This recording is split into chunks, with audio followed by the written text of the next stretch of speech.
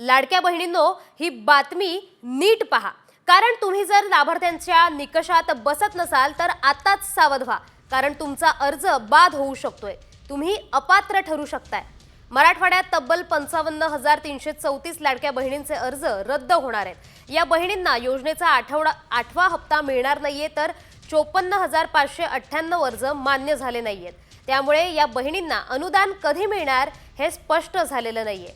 तर याच संदर्भात अधिकची माहिती देत आहेत आमचे प्रतिनिधी माधव सावरगावे। तर माधव, मराठवाड्यात 55,000 बहिणी अपात्र ठरल्यात, काय अधिकची माहिती?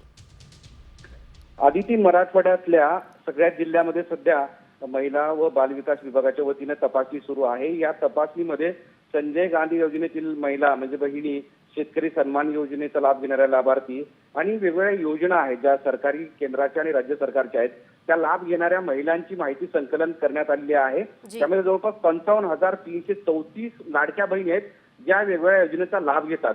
त्यामुळे मराठवाड्यामध्ये आतापर्यंत 21,97,211 महिलांना लाभ मिळत होता। मात्र आता माहिती संकलित झाल्यानंतर त्यापैकी 55,334 लाडक्या बहिणींचे अर्ज आता बाद करण्यात येणार आहेत। त्यामुळे उर्वरित सगळ्या लाडक्या बहिणींना तो अनुदानाचा हप्ता मिळेल, पण तो नेमका हप्ता कधी मिळणार हे अद्यापर्यंत स्पष्ट होत नाही। पण सध्या तरी सरकारी विभागाच्या वतीनं, महिला व बालकल्याण विभागाच्या वतीनं तत्परतेनं या लाडक्या बहिणींच्या अर्जाची तपासणी सुरू आहे। जी जी, धन्यवाद माधव दिलेल्या सविस्तर माहितीसाठी। तर मराठवाड्यात 55,000 बहिणी अपात्र ठरल्या आहेत।